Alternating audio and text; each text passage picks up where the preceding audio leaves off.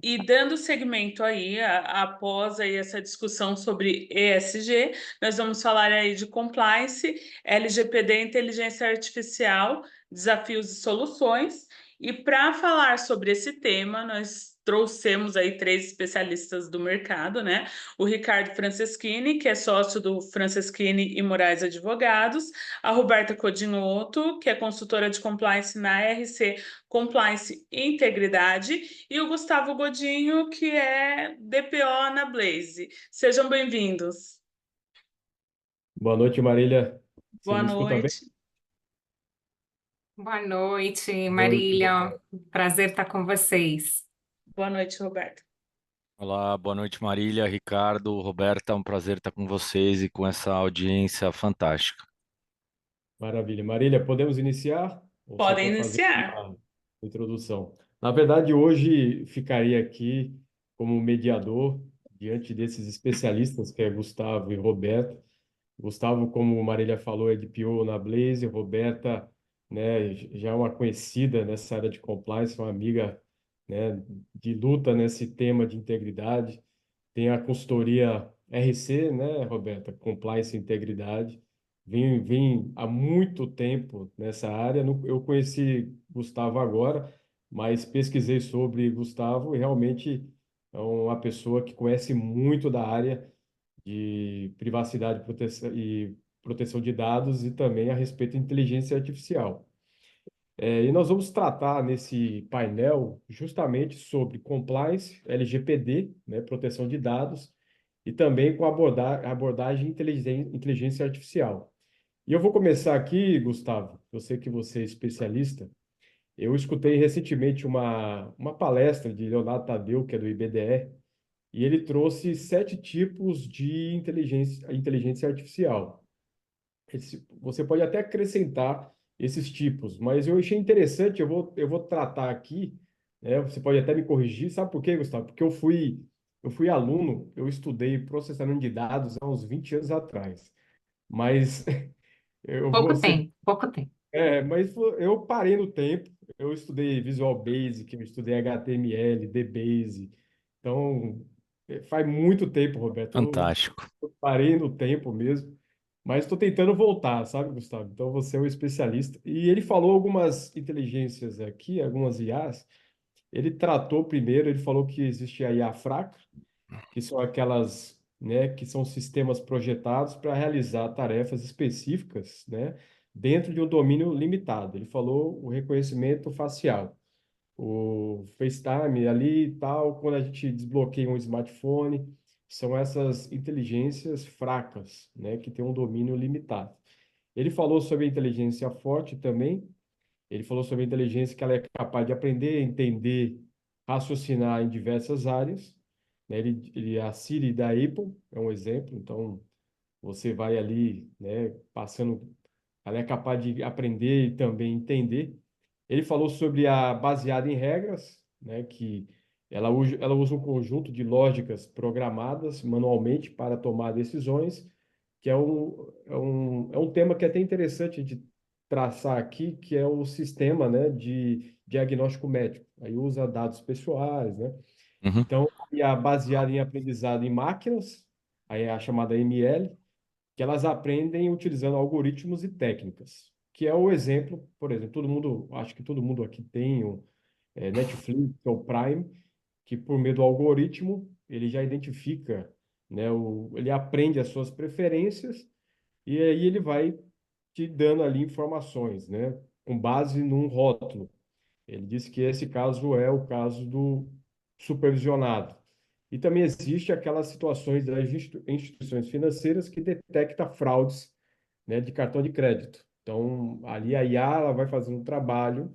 Então, quando ela detecta que aquela operação não é uma operação padrão, aí ela alerta, dá um alerta ali, até muitas vezes até bloqueio da operação.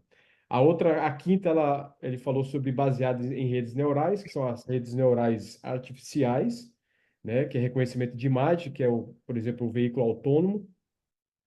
A sexta, ele diz sobre processamento de linguagem natural, que é a NLP, que foca na geração de compreensão de linguagem humana. que é o chatzinho, né? Que é aquele atendimento que tem WhatsApp hoje, tem sites, que também é muito interessante, envolve também essa questão a gente vai conversar sobre gestão de riscos também, e a IA generativa, que é a nova novidade, né? Que ela cria novos conteúdos como imagem, textos e áudios, e ela trouxe uma democratização da IA, né? As outras, para ter acesso, era um pouco mais complexo, mas essa última generativa que nós conhecemos, ela trouxe uma democratização. E aí eu vou fazer uma pergunta assim para Gustavo e também se o Roberto quiser é, falar um pouco sobre isso. Nós estamos vendo uma evolução, né, nessa área, né? E como é que fica, né, os desafios para a conformidade empresarial? Quais são os pontos de atenção, Gustavo, Roberta, diante dessa evolução da inteligência artificial? Eu até vi uma notícia ontem que a União Europeia, né, está muito preocupada com esse tipo de assunto. A própria Apple recuou os investimentos na União Europeia diante de alguns desafios. Eu queria que vocês falassem um pouco sobre isso. Rodinho, deixar o nosso super especialista nessa agenda falar. Ricardo, obrigada da introdução, mas tem muita coisa interessante aí nessa agenda e depois eu vou trazer uns pincelados também. É fantástico, Ricardo, Roberta, prazer estar aqui com vocês. Ricardo, assim como você tem um carinho pela Roberta, eu também tenho, você expressou isso antes. Parceira de longuíssima data, eu já não sei mais a quantidade de painéis que a gente já falou junto, esse não é o primeiro e certamente não vai ser o último, mas é sempre um prazer. Então, quando ela veio com o convite, eu na hora, a única coisa eu falei, só vamos ajustar a data e horário, mas eu faço o possível e o impossível para conseguir fazer acontecer. E a gente não se conhecia, realmente um prazer, mas posso dizer que você fez a lição de casa muito bem feita, né? Então, para quem diz que não conhece ou conhece pouco, você trouxe aí um belo histórico para quem está assistindo, né? Ainda podia falar de inteligência artificial geral, preditiva, enfim, mas não vou ser eu que vou entrar aqui nessa questão mais técnica. O que eu posso começar falando, primeiro não sou um especialista em inteligência artificial. É, posso te falar o seguinte, cara, hoje a gente vive o que a gente viveu o LGPD há 6 anos atrás, né? Surgem os especialistas nesse momento. Eu sou um eterno curioso, eu sou um eterno entusiasta. Talvez de LGPD, de privacidade e proteção de dados, vocês possam até me chamar de especialista. Mesmo assim, eu não gosto desse título, né? Até porque eu não tenho uma especialização em instituição de ensino, né? Em direito digital, em LGPD, até porque o meu aprendizado, o meu MBA aqui foi no chão de fábrica. Então, posso dizer assim, eu vi muito incidente de segurança, avaliei muito risco, eu vi uma série de situações e eu estou no meu quarto programa de adequação em loco dentro de uma empresa. Então, cara, melhor aprendizado que esse, eu posso dizer que é, não vou dizer que é o melhor, mas assim, posso dizer que é um dos melhores. Então, me dá tranquilidade para poder falar muito bem de privacidade e proteção de dados. E por conta disso, e você fez uma conexão muito legal, inteligência artificial está muito conectada, né? Não é um assunto. O nome inteligência artificial, e principalmente a generativa, se tornou algo hypado, se tornou algo do momento. Mas para quem já ouviu falar de Large Language Models, o AML, como você comentou, né? Quem já ouviu falar de Machine Learning, quem já ouviu falar de Big Data, sabe que esse assunto já está na boca de algumas pessoas num nível técnico há mais de 10, há mais de 20 anos. Então, assim, a gente está trazendo isso para o grande público agora. Mas, na real, isso não é novo, né? E o grande ponto aqui foi o que você falou, são os desafios. Eu quero até fazer uma comparação. Nosso problema antes, no passado, era você fazer uma contratação de um software, lendo ou não um EULA, um End User License Agreement, e usar isso dentro de uma empresa. Você estaria ferindo ou não o direito de software, né? Você poderia ou não fazer isso. E a turma fazia muitas vezes sem saber. Depois disso, você passa a ter uma necessidade de autorizar ou não dispositivos móveis dentro das empresas.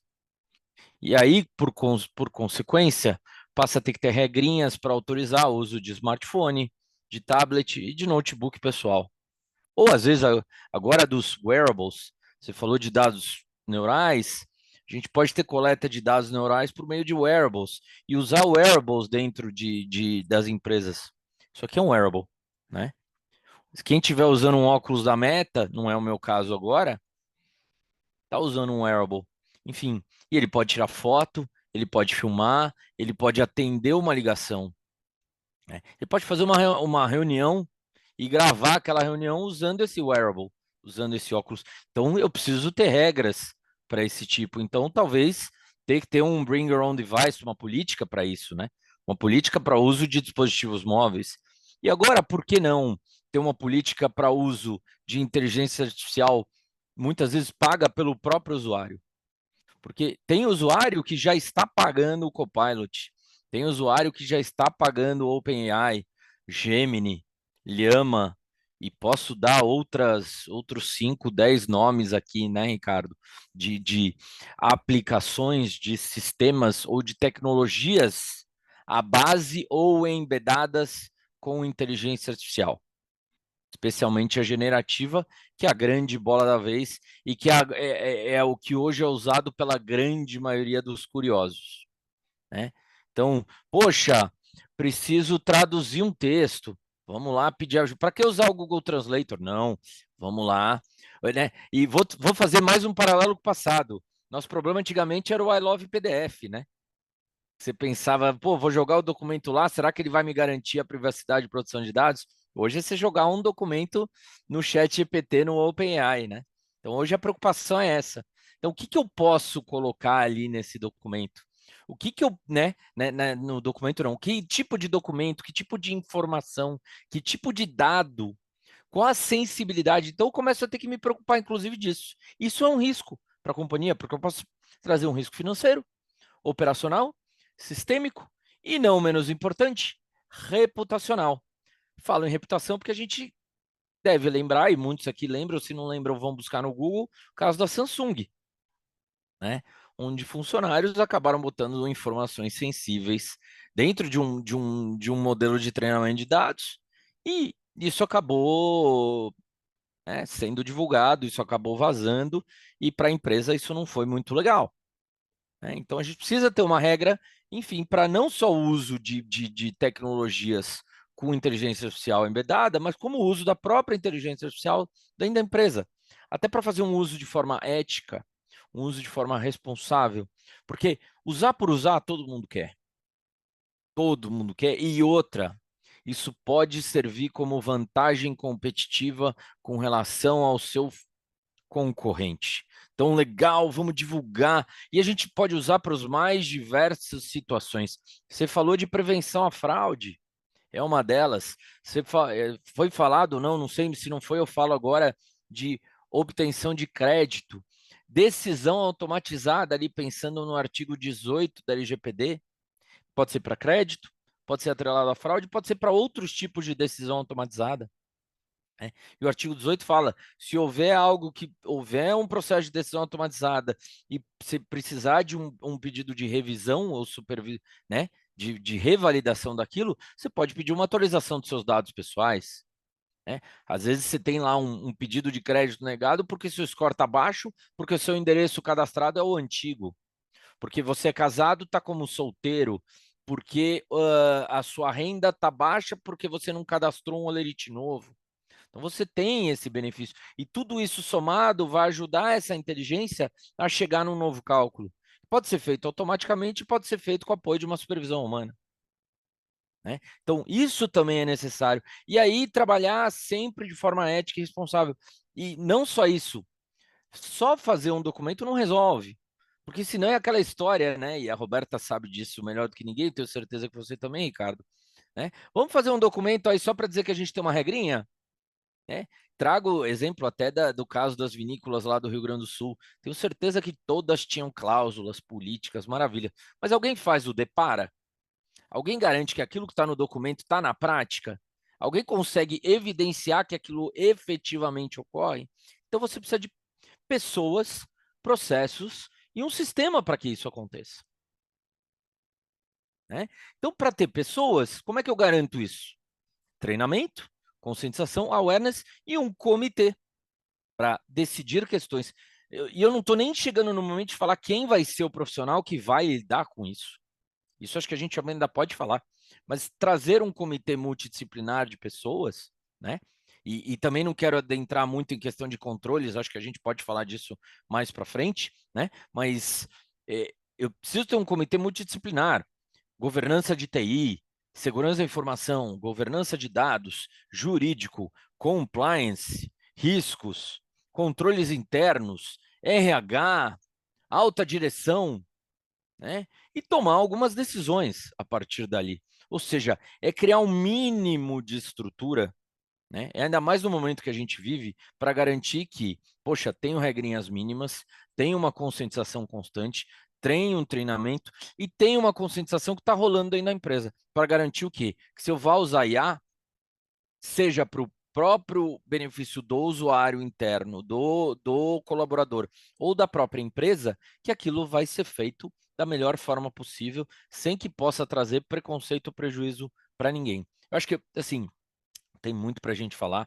Acho que já comecei aqui falando até que bem, até me estendi um pouquinho. Passo aqui para a Roberta e depois a gente continua, Ricardo. Excelente, Gustavo. Você fez até lembrar, desculpa, viu, Roberto? Agora, em janeiro, Gustavo, teve uma situação, eu estava até pesquisando aqui, uma deepfake, né? Não sei se você viu, da em Hong Kong, fizeram uma fraude, criaram, né, criaram como fosse um diretor financeiro dentro de uma reunião virtual como essa, e eles conseguiram transferir 26 milhões de dólares, 130 milhões de reais, criando três deepfakes, né? Como fossem os caras, o diretor financeiro, eles criaram essa situação. Uma pessoa era real, o resto era tudo falso.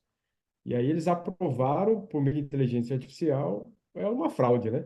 E Gustavo trouxe aqui um detalhe, cadê cadê o mapeamento de um risco deles?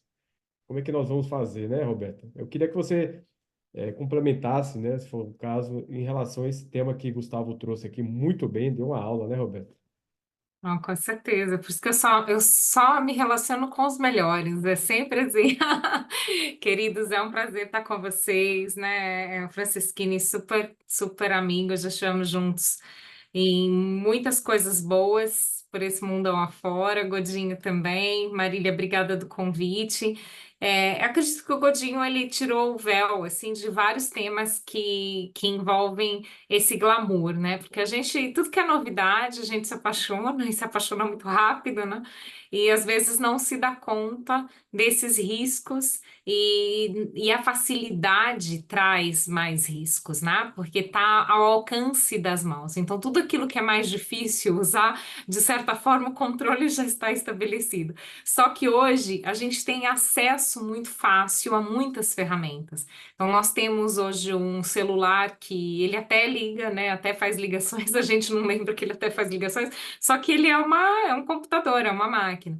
Então, não adianta nada, né? Você criar determinados mecanismos de controle, não pode enviar isso, e o Godinho deu exemplos, né, de informações sigilosas da empresa que foram parar, se a pessoa pega o celular, né, e tira foto da tela do computador. Então, no final do dia, a gente está encantado com o acesso e a facilidade que a gente tem dessas ferramentas, e a gente esquece que estamos lidando com pessoas, né? Estamos lidando com seres humanos. Então, no meio dessa equação, pode ter o mecanismo mais seguro do mundo, que alguém vai encontrar uma forma de tirar uma foto e de vazar essa informação ou copiar e colar o documento. Eu já estou pagando o ChatGPT naquela versão Pro, vai me ajudar a fazer um resumo disso daqui, uma apresentação maravilhosa. Eu copio e colo informações que eu não podia compartilhar. Eu não sei se vocês souberam, né, só para falar de comportamento humano, mas a gente teve um tema de vazamento de camisa de futebol, né? Vocês muitos sabem que eu tô lá no mundo do futebol, porque foi um estagiário que tirou foto e mandou no grupo de WhatsApp que era só para a família ver, né? E acaba vazando, né, daqueles grupos de WhatsApp. Então, como é que você controla esse fator humano? Então, a gente precisa, o Godinho destacou isso, né? A gente precisa educar as pessoas para o uso dessas ferramentas. E as mesmas pessoas que vão usar essas ferramentas, elas precisam também ter essa consciência na criação, na concepção. Então, não adianta eu, né, desenvolver uma ferramenta e não pensar nesses conceitos previamente. Né? Então, o Godinho trouxe vários exemplos de ferramentas que são criadas e que são desenvolvidas também por humanos.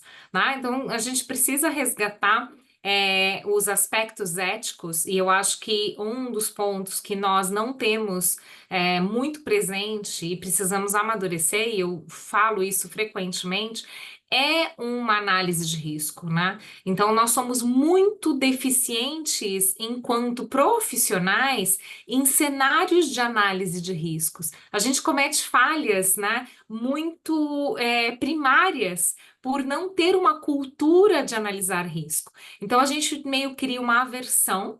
E quando a gente fala de riscos, isso é fundamental, porque eu vejo no processo educativo dentro das empresas que a gente tem aversão. É tipo a aversão da matemática, né? Ai, risco é complicado, né? Então, é aquela frase, eu roubei essa frase de um professor meu da FGV, o que eu não conheço, eu não gosto, o que eu não gosto, eu odeio, o que eu odeio, eu quero matar. Então é basicamente isso, ai, risco é chato, ai, ó, lá vem o cavaleiro do apocalipse falar que não vai dar certo.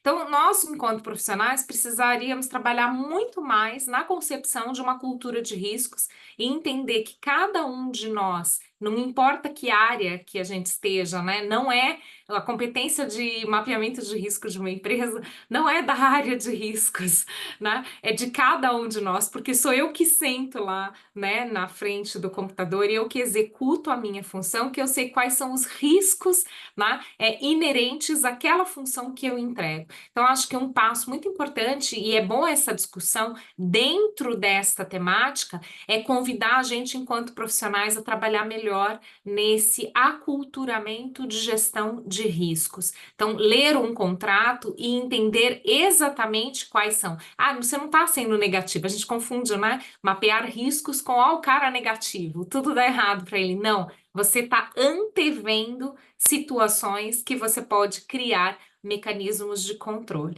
Então, eu sei que a gente vai falar de controles ainda, mas eu queria antecipar essas pinceladas, né? Porque o Godinho trouxe um grande alimento para a gente tocar nesses pontos que são fundamentais.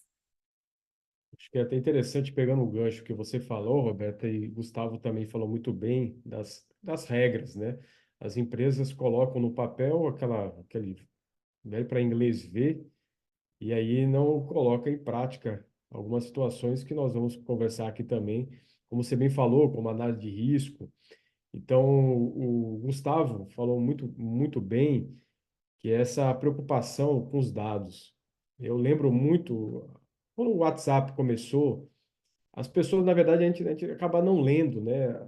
As regras, por exemplo, do WhatsApp. O WhatsApp, ele coloca bem claro lá no seu contrato que não se responsabiliza pelos dados. Então, às vezes a gente nem lembra, mas até como advogada, acaba compartilhando documentos importantes, como o Gustavo falou ali, dentro de uma plataforma. E a IA também tem esse detalhe, as pessoas acabam colocando dentro da inteligência artificial informações, né, de dados, como a gente estava conversando de diagnósticos médicos, né? A IA ela vai começar a aprender por meio do que você coloca ali, né, Gustavo? Então, estamos soltando vários dados para ela e ela está aprendendo com base do que nós estamos falando. Isso é uma preocupação, eu acredito, futuro. Por quê? Vamos supor uma pessoa, eu espero que ninguém tenha esse problema aqui, mas uma pessoa com CA, né? Então ela começa ali a falar algumas situações e falar até para a inteligência artificial que ela possui câncer, que ela teve um diagnóstico. A IA ela começa a coletar esses dados e futuramente ela pode, né? Entendo assim, ela pode, se ela não tiver um limite, ela vai começar a repassar esses dados. Então, até que ponto, né, nós precisamos criar essa análise de risco também, porque muitas pessoas, eu digo empresas, têm um excesso de confiança na inteligência artificial e na dependência da inteligência artificial. Só que precisa, como você falou, Roberta, a gente não pode substituir os seres humanos pela inteligência artificial. Então, eu acredito que a inteligência artificial jamais chegará na nossa inteligência. Então, nós vamos, né, colocando ali e eles vão aprendendo. Eu espero que não. Mas é um detalhe que você trouxe, né, que Gustavo, eu queria até escutar um pouco, Gustavo, essa questão dos dados, que as pessoas estão compartilhando dados ali para dentro de WhatsApp, do chat GPT e futuro, né? Como é que vai ficar o futuro em relação a isso? E eu acrescentaria para pôr mais lenha na fogueira. Todos esses aplicativos de coleta de imagem, né? Põe sua foto, né? Muda você, né? Tem tanta coisa louca por aí, né? E as pessoas vão usando e despejando todas as informações possíveis, né? Eu até teve um caso recente, um advogado, ele apresentou uma peça processual feita por inteligência artificial e a inteligência artificial ela errou os artigos completamente. Ou seja, a inteligência artificial ela errou, e aí o juiz percebeu que era da inteligência artificial, deu uma decisão, né, jogando como fosse para o advogado aprender até mexer na inteligência artificial. Olha aonde nós chegamos, né? Eu acho que a gente teve dois casos aí, pelo menos sabidos, um desse do advogado e um do juiz que foi buscar precedente e buscou precedente errado também. Então, a gente vê como, se a gente não tomar cuidado, e você falou bem, substituir não vai, mas a gente vai ter um trabalho muito interessante de saber supervisionar. Isso, inclusive, está em texto de PL 2338, está em texto de AI Act, enfim, pensando em norma, pensando em legislação. Então, a gente tem um cuidado e um trabalho aí de saber supervisionar, porque isso aí vai virar um prompt, que vai virar um assistente, que é assim por diante, e a gente vai ter que saber lidar com tudo isso quando a gente, obviamente, estiver falando de inteligência artificial generativa e modelos de treinamento com base em informações e dados, né? Feito esse comentário, eu acho que a gente tem sim um cuidado, né?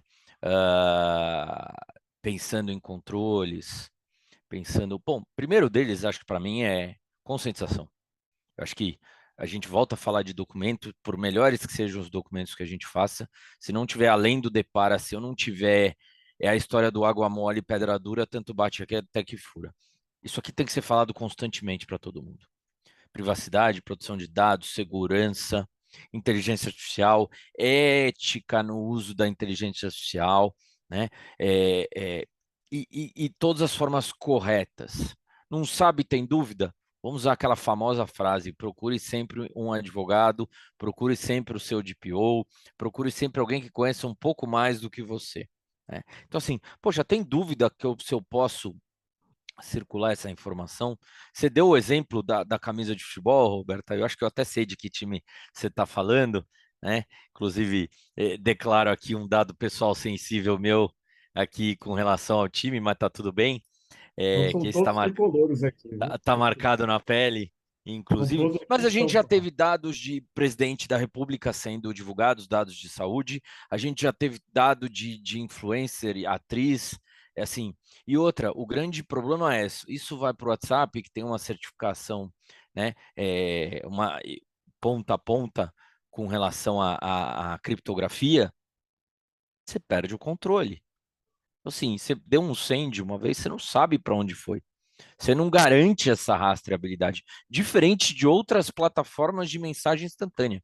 Quem usa Slack, por exemplo, está atrelado ao Salesforce, que é uma ferramenta de mensagem instantânea corporativa, sabe que existe a possibilidade do monitoramento. E você deixa isso transparente numa política de privacidade interna, num aviso de privacidade interna, tendo em vista a necessidade de garantir segurança, acessibilidade dos dados, das informações e a proteção da própria empresa.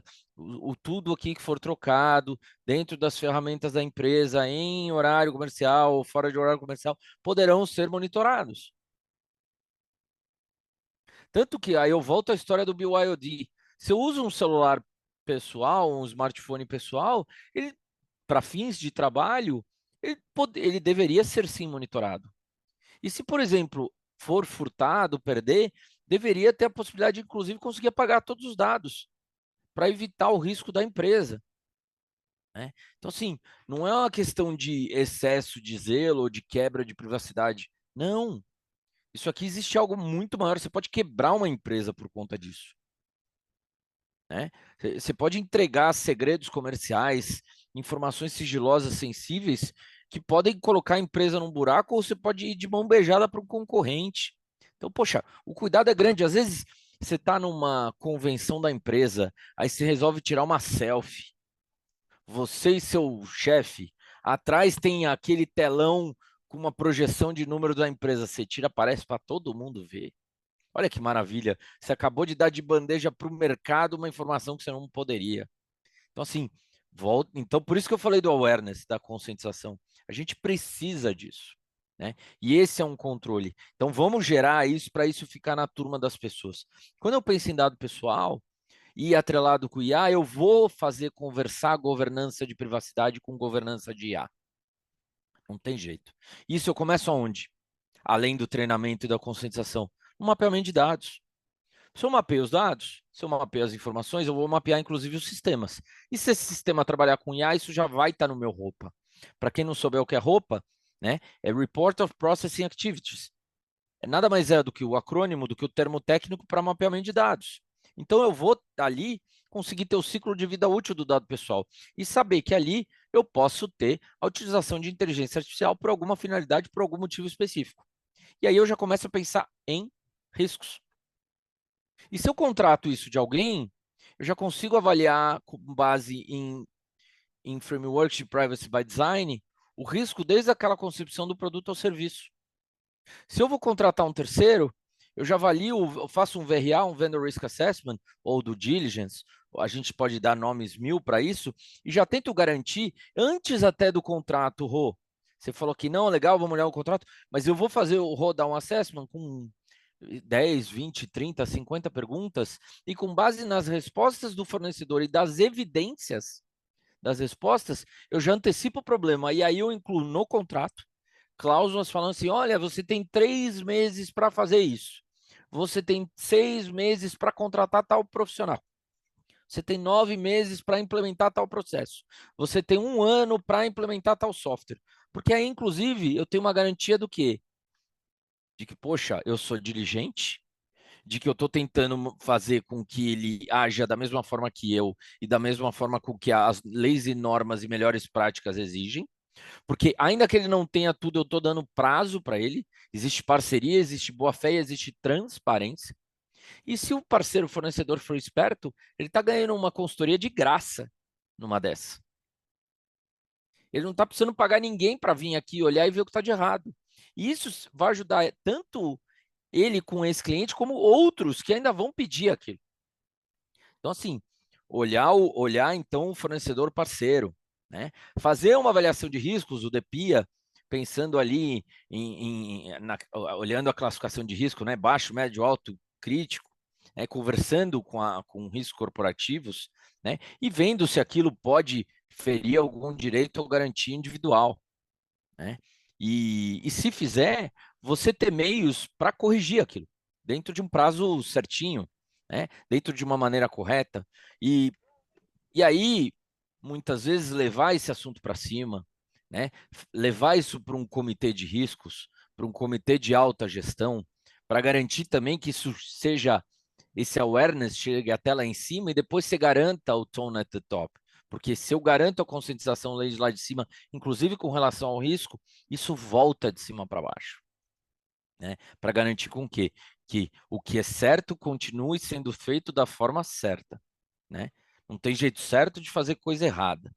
Então, a gente continua trabalhando dessa forma. Então, monitoramento, checagem, treinamento e conscientização, avaliação, né? E registro por meio de documentos, cláusulas e garantindo com que isso seja executado na prática, eu acho que são controles excelentes para a gente garantir que a gente consiga agir tanto com o uso dos dados pessoais da forma correta, como também com o uso da própria inteligência artificial e de tecnologias que têm inteligência artificial embedadas também da forma correta, com ética, com responsabilidade e com segurança.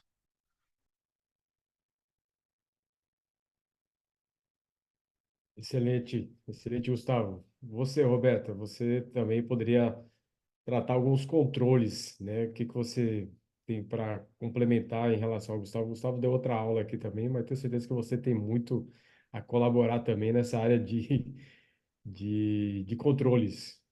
Eu lembro Não, até, eu lembro pode até, falar. desculpa, o Gustavo estava falando, eu lembrei que há muito tempo atrás eu tinha uma empresa que estava fazendo um compliance, eles pediram opinião legal, é uma base regulatória do Brasil. E na época, a gente precisava procurar no Google, ir atrás no Google, e fisicamente. Hoje em dia, com a inteligência artificial, isso fica muito mais simples, né? Então, às vezes a gente fala muito da inteligência artificial, fala os riscos, mas também tem o lado muito positivo da inteligência artificial, como o Gustavo falou, que pode nos ajudar nessa área de compliance. Não, com certeza, é uma baita ferramenta, né? Então, não dá pra gente, tem risco, então você mata a vaca para acabar com o carrapato, né? E não é assim, não adianta matar a inteligência artificial para acabar com o risco, né? Por isso que eu falo que a gente não tem uma cultura adequada de risco. Então, a gente não treina as pessoas para compreender riscos, e quando a gente está diante de alguns cenários, em vez de criar, né, mecanismos de controle e mitigação, a gente decide desistir. Não é muito complexo, né? Não vou nem arriscar. Então, acho que pensando, e Godinho trouxe muita coisa legal, né? Falando principalmente dessa questão de conscientizar as pessoas, porque eu acredito que as ferramentas de comunicar e treinar são controles. Né? Então, você coloca alguém e você pede para que ela execute uma função e você não dá preparo nenhum para ela, você não tem controle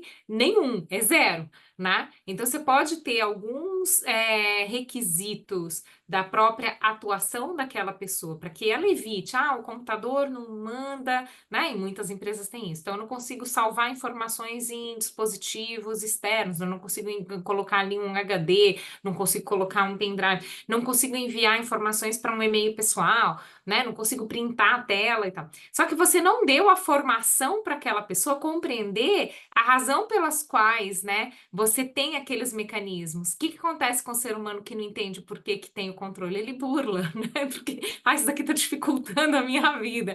Então eu descobri que se eu copiar essa informação e colar em algum lugar, eu consigo, ou então eu tiro foto com o celular, né? A gente teve uma situação muitos anos atrás e a gente não falava ainda nem dessas ferramentas e eu recebi, era jurídico, né? Acumulava a função de jurídico compliance e recebi uma demanda trabalhista e quando eu comecei a folhear, eu descobri que a pessoa da área de vendas, ela começou a mandar para comprovar, né, situações assim, eu trabalhei fora do horário. Então, ela começou a mandar os e-mails para o e-mail pessoal dela e ela juntou um monte de planilhas de formação de preço que o advogado desavisado, né, imprimiu todos os e-mails de ponta a ponta que ela enviava e juntou todas essas informações, né, no processo. E chamou como testemunha uma amiga dela que trabalhava no nosso concorrente, que tinha trabalhado conosco, né? E elas tinham acesso assim, a todas essas informações. Então, veja que é interessante, por todos os mecanismos que você cria, né, essa informação foi parar numa justiça do trabalho, né? E eu avisei na época a colega, né, desse concorrente que ela tinha que pedir exclusão de todas essas informações que estavam no e-mail da colega, né? Que ela mandou, olha, eu mandei esses documentos para a advogada, dá uma lida aí antes da audiência, né? Então, é a pecinha, né? A gente precisa educar. Então, acho que é um controle muito importante que muitas vezes a gente pensa só naqueles gigantescos, nossa, eu vou criar um mecanismo aqui, eu vou burlar, eu vou conseguir travar todas as formas das pessoas burlarem. Eu não treino as pessoas, eu não educo as pessoas. E eu não faço elas entenderem, né, a importância que aquilo tem se parar na televisão, né, se fosse parar no jornal. Eu uso um exemplo na minha aula de cultura, né, que tem tudo a ver, e vocês vão morrer de rir porque é tão básico. Então, eu fui tentar alugar uma casa numa casa de praia num aplicativo famoso, né? E aí eu fiz uma seleção, escolhi, e a pessoa manda uma mensagem lá dentro da mensagem do próprio aplicativo. E ele fala assim, senhora, infelizmente, esse imóvel que a senhora escolheu, o proprietário alugou direto, sem passar pelo aplicativo. Então, quando fomos confirmar a informação, ele já tinha alugado a casa. Então, eu posso mandar outras opções, porque eu tenho vários imóveis que estão aqui dentro do aplicativo. Aí eu escrevi para ela assim, manda para mim no WhatsApp, né? Porque eu nem vejo a mensagem aqui dentro. Então, eu comecei a digitar o número do meu telefone e ele apagava. E aparecia uma mensagem assim: não envie informações pessoais antes de fechar, né, o negócio conosco. Porque eu ainda estava só naquela, né, não tinha procurado as casas. E ela rapidamente me escreveu assim, ela falou assim, você não vai conseguir enviar a mensagem, né, porque vai bloquear, mas é só você digitar um número de cada vez e enviar um número de cada vez. Então, eu acho que a equipe criou um mecanismo super legal, né, de deletar o número do telefone, e ela burlou, tipo, em 3 segundos esse mecanismo, porque ela não compreendeu a razão de ser, né? Então, eu acho que quando a gente pensa em controles, além dessas questões, né, que o Godinho trouxe, e eu acho que você criar regras, políticas, procedimentos, você precisa educar as pessoas e treinar as pessoas e repetir essa mensagem constantemente. E se isso fosse parar no jornal, né? O emprego de todos nós aqui está sujeito, né, a acabar. Então, não é algo que é responsabilidade só dessa área, é uma responsabilidade de cada um de nós. Excelente, Roberta. Por isso que esses pilares que vocês traçaram, né, que tem tudo a ver que nós estamos conversando com o sistema de compliance. Vocês falaram muito bem sobre análise de risco, falaram muito bem sobre controles internos, né, e também treinamento e comunicação. São as falhas muitas vezes que escutamos nesses sistemas de compliance de algumas empresas que acabam tendo prejuízos, até prejuízos reputacionais e financeiros diante de riscos que acontecem por não ter, né, feito ali uma gestão básica de risco, ainda mais diante do cenário agora da inteligência artificial. Então, infelizmente, como eu estava conversando aqui, hoje é comum, né, as pessoas estão deixando de usar o e-mail, usando o chat GPT, usando outras inteligências e ali colocando as informações, e essas informações muitas vezes são vazadas, né? Aí eu faço uma pergunta para vocês, né? Para Gustavo também.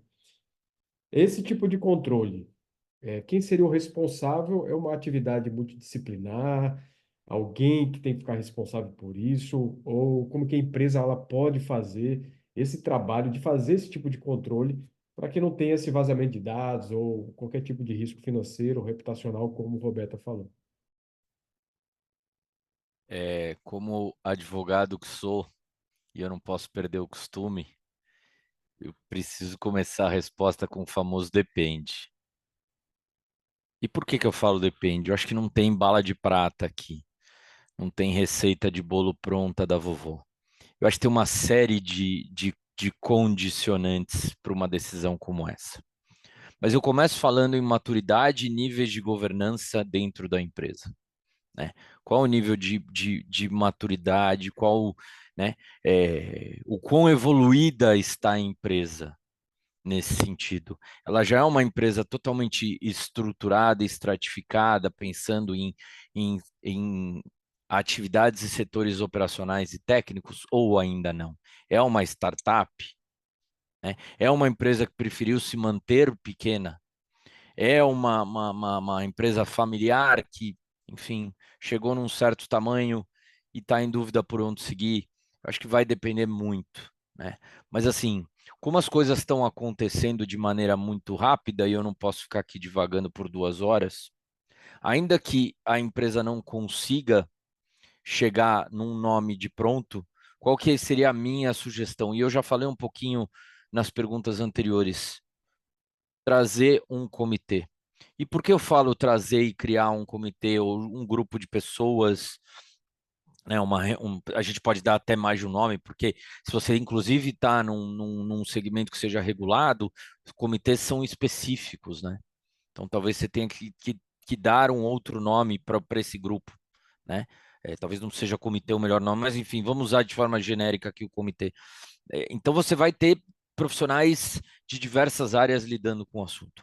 E considerando as discussões aí quinzenais, mensais, bimensais que você vai ter sobre o assunto, vai se notar a pessoa ou as pessoas que têm predileção com relação ao assunto, né? E esse pode ser um dos caminhos. A pessoa que mais se destacar, mais tiver facilidade, pode sim ser o responsável por inteligência artificial dentro da empresa. Pode ser o tal do Caio, né? Que é o Chief Information Artificial Officer. Pode ser o Caio. O Caio e o DPO podem ser a mesma pessoa? Podem. Mas pode, e aí eu entro um pouco na seara sua, Ricardo, Roberta, eu posso ter conflito é, nas atribuições do DPO e do Caio, enfim, da pessoa que lida com inteligência artificial? Posso também. Porque uma análise rápida, a pessoa responsável por inteligência artificial, para um modelo rodar da melhor forma possível, ele vai precisar da maior e da melhor quantidade de informações possíveis e imagináveis. Por outro lado, o DPO vai precisar trabalhar com princípios como minimização de dados, finalidade, prevenção. Então, assim, você vai tomar decisão pensando como ali? Se for, às vezes, um treinamento de modelo de IA com base em dados pessoais. Você vai incluir a melhor quantidade, a maior quantidade de dados pessoais possíveis ou aquela que é efetivamente necessária para o atendimento da finalidade. Então, você pode ter um conflito real, em potencial, você pode ter um conflito. Então, assim, volto a dizer, a gente tem diversas variáveis, mas, assim, para quem não tem tempo de encontrar alguém ou de avaliar, cria o comitê.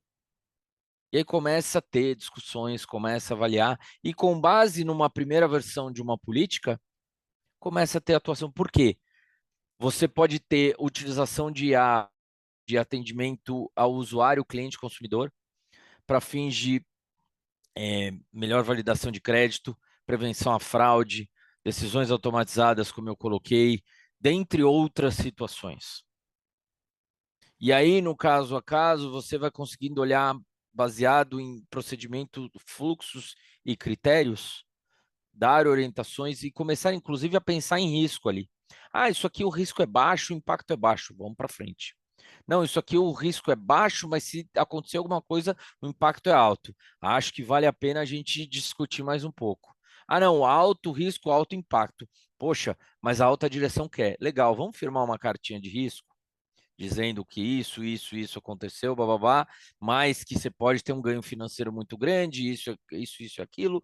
Tudo. Então, assim, você se cercar. E aí você acaba tomando decisões colegiadas, né? O que muitas vezes pode evitar alegações até de falta de cuidado, de falta de critério, né? De culpa, de dolo, enfim.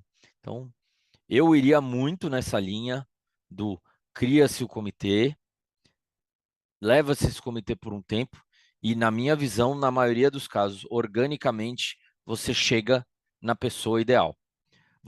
Vão ter casos que vai ser o DPO, vão ter casos que vai ser a pessoa de governança de dados, vão ter casos que vai ser o CISO, vão ter casos que vai ser a pessoa de riscos, talvez. Por que não? Não, talvez só de auditoria interna que não possa ser, né? Mas pensando em primeira, segunda linha de defesa, quem tiver ali entre a primeira e a segunda, acho que dá para encarar esse desafio, né? Então eu iria muito nessa linha, espero não ter me estendido demais.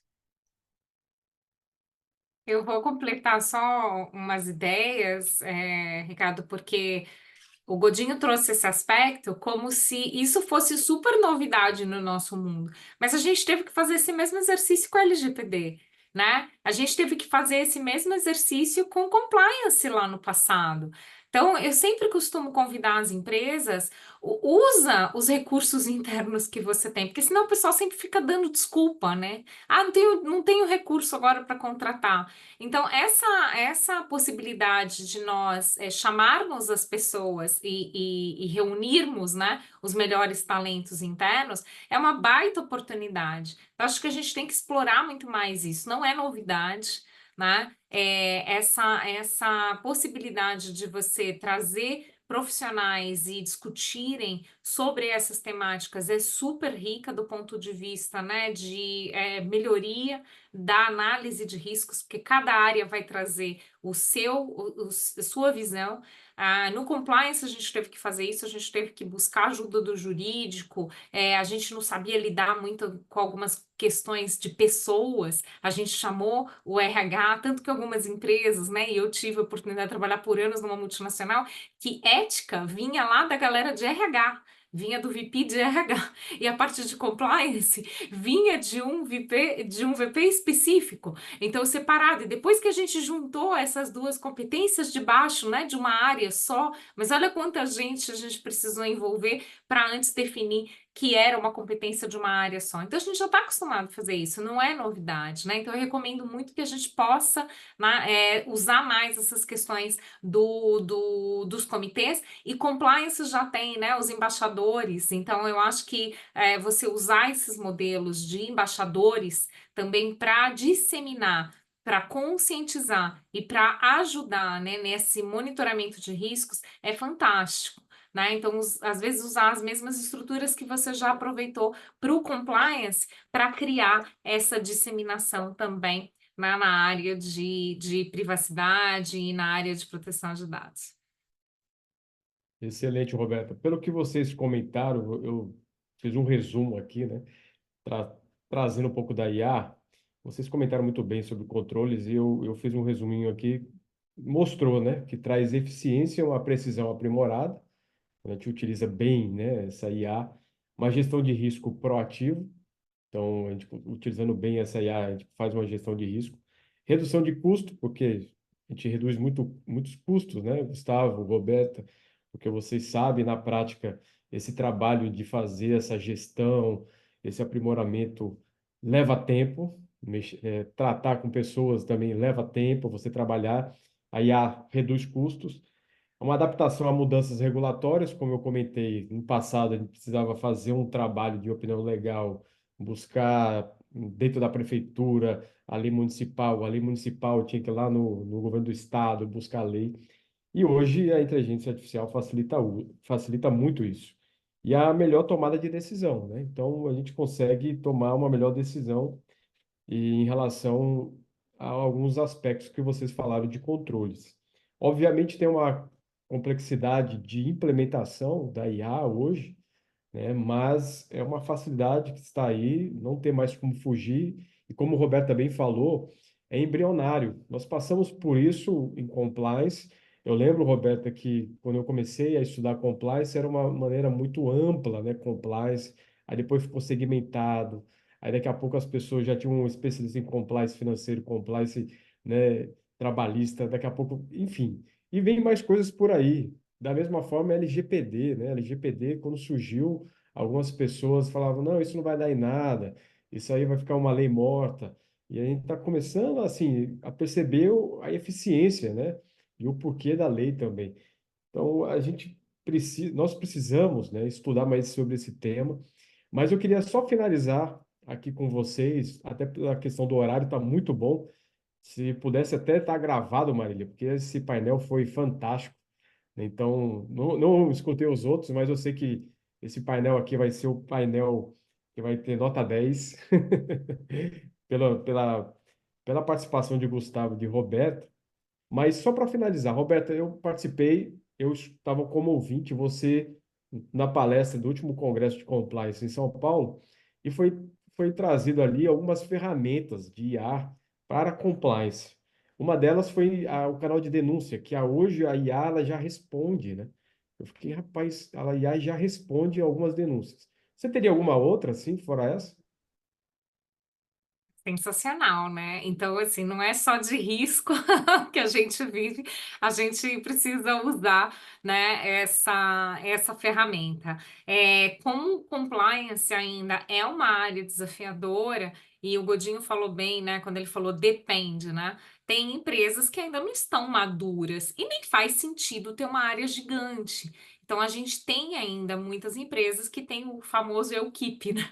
Então, para esse cara que é o eu-keep, que ele tem tudo sozinho, ele precisa dessas ferramentas. Então, a gente usou, né, o exemplo de canal de denúncia, porque hoje você já tem, né, a inteligência artificial filtrando ali o conteúdo daquela denúncia e te dando os pontos de atenção, ou ele formulando algumas pequenas respostas que você consegue, né, endereçar. Mas você tem outras questões também, as grandes ferramentas para avaliação de risco. Então, você tem desde análise preditiva, né, usando os dados do que aconteceu para eu prever, né, os cenários. Então, quanto mais informação que a gente tem sobre situações que aconteceram, melhor eu consigo trazer esses modelos. Ah, ela vai garantir? Não, você precisa do humano fazendo esse filtro, né? Porque senão você pode ter um cenário catastrófico, né? Vamos usar o exemplo, e está acontecendo aí, tá? Na nossa telinha, que eu estou recebendo mensagem o tempo todo, do furacão, né? Então, olha, com base no estudo, nas imagens, o impacto pode ser tanto. Ontem já tinha empresas de seguro com o valor, né, calculado de quanto que eles teriam de impacto em indenizações. Então, estuda essas ferramentas, elas são muito úteis, mas você tem que ter ali um filtro humano também para melhor tomada de decisão, porque pode ser que você tenha ali um cenário totalmente caótico, né? Então, você vai, com base na maturidade, você olhar aqueles modelos e tomar a decisão. Então, acho que esses modelos de avaliação de riscos é uma ferramenta riquíssima que pode agregar muito valor para a área de compliance. A gente tem também esses assistentes virtuais e chatbots, então, eu respondendo perguntas ali dos colaboradores, então empresas que têm times enxutos e uma gama de colaboradores distribuída pelo Brasil inteiro. Como é que você facilita dúvidas sobre uma política nova, sobre o código? Então você pode ter esse chatbot de conformidade, né? Dando perguntas e respostas, ajudando ali a passar, né, disseminar mais informações, assistente virtual, então que eu já começo a fazer pequenas questões ali, e ele já responde ou ele já encaminha, né, para a área correta que a pessoa precisa ir. Você tem análise de dados, né? Você tem essa automatização de relatório, você tem um monitoramento também automatizado desses relatórios, então verificando operações, verificando transações, então questões suspeitas, né? Então a gente tem aí uma indústria muito grande e muito regulada de questões específicas regulatórias, então eu estou de olho em algumas coisas que mudam. Você falou da lei e eu anotei aqui para não esquecer de falar de vocês. Muitos anos atrás vi uma palestra do pessoal de que eles estavam fazendo uma mensuração de quantas leis existiam no Brasil, né? E eu fiquei impressionada com isso. E vou lembrar já o nome do instituto que estava pesquisando isso. E eles chegaram na conclusão de que cada município brasileiro, né, cada estado brasileiro e a federação emite ao menos uma lei, um decreto ou uma portaria por dia. Então a gente tem, né, em torno de 5 a 7 mil novas regras por dia. Então, como é que tem compliance num país, né? É a Associação Brasileira de Jurimetria, né? E eles trouxeram esse estudo. Então, como é que a gente tem compliance num país? Então, eu preciso dessa ferramenta de análise de dados para checar, né, essa informação. Outra área de compliance também que ganha muito com ferramentas assim são as que precisam trabalhar com a questão de prevenção e lavagem de dinheiro. Então, como que você analisa essas operações que são suspeitas? Então, isso tudo traz, né, muito mais vantagens competitivas e diferenciais, né, para essa área, para que ela esteja antenada e principalmente quando eu tenho pouco recursos de pessoas. Então, acho que vale investir. E um ponto importante para a gente falar, né? Vale investir não só nessas ferramentas, mas em pessoas que saibam lidar. Recentemente, conversando com colegas, né, pós uma palestra nessa temática, eles compartilharam a dificuldade que estão em encontrar profissionais para a área de compliance que tenham conhecimento. E Godinho, eles estão roubando as pessoas de TI e ensinando compliance. É mais fácil ensinar compliance para a galera de tecnologia do que encontrar profissionais já preparados. Eu falei, olha que nicho de mercado interessante. Então, galera, vai estudar sobre ferramentas, vai estudar sobre tecnologia, quero fazer o meu melhor no compliance, vai olhar outros horizontes, e eu sempre falo isso, né? Uma visão multidisciplinar, não fica com foco, vou estudar só compliance, não, vai buscar conhecer um pouco sobre tudo, porque com certeza você amplia a sua atuação. Tem vaga e as pessoas não estão encontrando profissionais que conheçam essas ferramentas. Maravilha, Roberta. Diante do que você falou, eu vou até procurar estudar mais. Eu parei no tempo lá em processamento de dados, vou voltar a estudar. Pegar mais dicas de Gustavo. Marília, eu não falei para você que ia ser o melhor painel, com todo respeito aos demais. Juliana Chinen está aqui, uma amiga assim do coração também. Tenho certeza que vai fazer um brilhante painel. Mas tem perguntas, Marília? Aqui no chat não tem nenhuma pergunta até o momento, mas se os participantes tiverem interesse em conversar um pouco mais, eu tenho certeza que eles estão aí disponíveis para trocar ideias com vocês.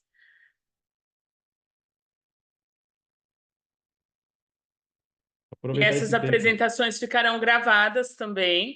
Após o encerramento, nós vamos enviar as gravações para todos.